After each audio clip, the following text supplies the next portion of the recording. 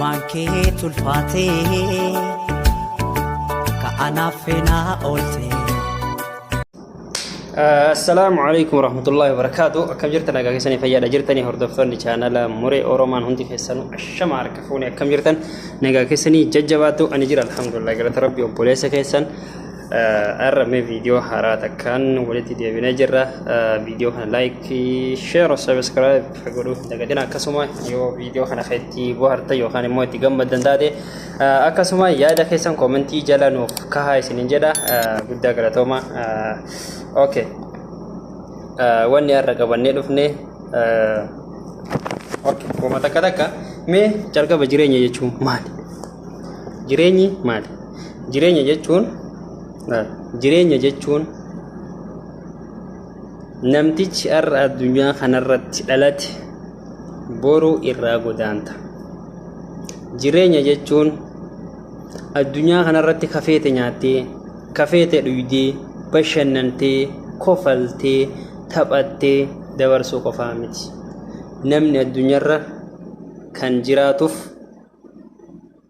jiraachuuf nyaata malee nyaataaf hin jiraatu. Kanaaf namtichi har'a dhalate boru ni du'a. Namtichi har'a gamoo babbareedaa keessa jiraatu boru dachee jala jiraata. Namtichi har'a konkolaataadhaan deemtu boru ambulaansiidhaan deemta. Namtichi har'a waan barbaadde kan feete dhugdee akka barbaaddetti bashannantee waan barbaadde nyaattu boru immoo ilbiisa xiqqoo sakandii takka gidduutti ajjeesuu dandeessuun akka nyaatamtu beeki. Namtichi har'a mana isaa keessatti boqonnaa bareedaa godhu kan soofarra gangalatee taphattu boru immoo sanduuqa reeffaatiin akka maramtee awwaalamtu beeki.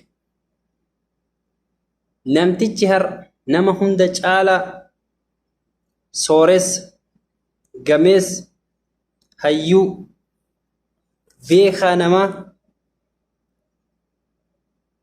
kan qabeenya akkaan qabu dureessi boru qabeenya isaa san maalirra akka oolu eenyutti akka hafe eenyu akka nyaatu hin beeku. Dhiisetuma biraa deema. Kana booda jireenyi maalirre? Jireenyi maal? Kana booda jireenyi maal? Boru jiraachuu kee waan hin beekneef har'a wanta hojjettu karooraan hojjedhu. Yoo har'a karooraan jiraatte ati waan dhufu maraaf qophii. Jiraachuufis du'uufis qophii. Yoo karooraan jiraatte wanta dhufu maraaf qophiiti. Kanaaf gocha sirrii fi jireenya gaariin yeroo hunda namootaaf harka kee bal'isi. Gocha gaarii fi jireenya gaariin yeroo hunda namootaaf harka kee bal'isi. Mee wantoota kanatti yaaddee beektaa takka? Kanatti yaaddee beektaa?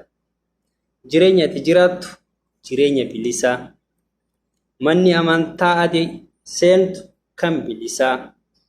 Jaalalti ati rabbii keetiif qabdu kan bilisaa. Hafuurri ati baafattu kan bilisaa. Hafuurri ati galfattu kan bilisaa. Namni gadi irraa si gaafatu hin jiru. Sijaaraan tuuttu garuu maallaqa ibiddaa bara. Maallaqa itti bittee tuutta. Qilleensa rabbiin uume kana garuu gaafa fudhatu reala dagarraan kafaltu. Alkoolii dhuguuf ni kafaltu. Sijaara dhuguuf ni kafaltu. Mana dhiichisaa galuufis ni kafaltu. Si galee humna addunyaa kana bulchitu humna addunyaa kana ittiin bulchitu argachuufis ni kafaltu. Si galee Mee namoonni mana ibiddaa kana guutuu bitachuudhaaf maaliif kafalu? Kafaltii maaliif kafalu? Mana ibiddaa kana hunda bitachuuf kafaltii maaliif kafalu? Rabbitti amani isaatu kan hunda jalaa si baasa. Rabbii tokkichatti amani kan hunda jalaa isatu si baasa. Yeroo hunda waa'ee guyyaa yaadna. Valentine Day waa'ee guyyaa yaadda. Guyyaa abbootii, guyyaa dhalootaa, guyyaa daa'imaa, guyyaa qotee bulaa, guyyaa harmee, guyyaa akkanaa kana jennee yaadna. Guyyaan hundi lakkaa'amee dhumu. Ati garuu guyyaa murtii Rabbiitiif yaaddee beeytaa takka. Guyyaa san guyyaa itti bashannantu moo guyyaa itti rakkattu?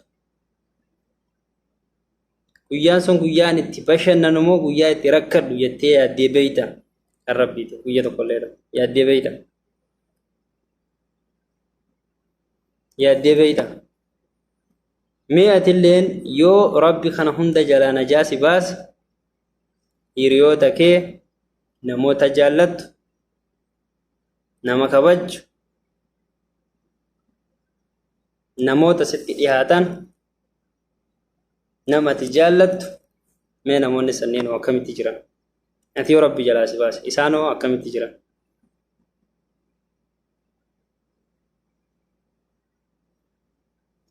Namoota akkaan jaallatu waa'ee guyyaa murtii boruu kana yaadachiisuudhaaf jaalala isaaniif qabdu itti agarsiisime. Itti himiti itti agarsiise.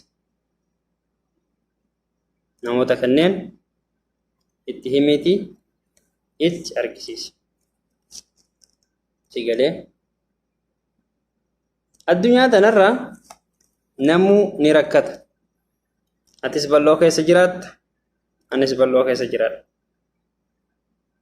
Tokko garuu rakkatee jiraata. Tokko bal'ifatee jiraata, tokko rakkatee jiraata. Kana hunda garuu kan fite Rabbii tokkicha jechuudha. Itti yaaduu barbaachisa garuu. Addunyaa kanarra si qofaa miti kan rakkate. Si qofaa miti kan dhukkubsate. Si qofaa miti kan beela'e. Si qofaa miti kan kufe.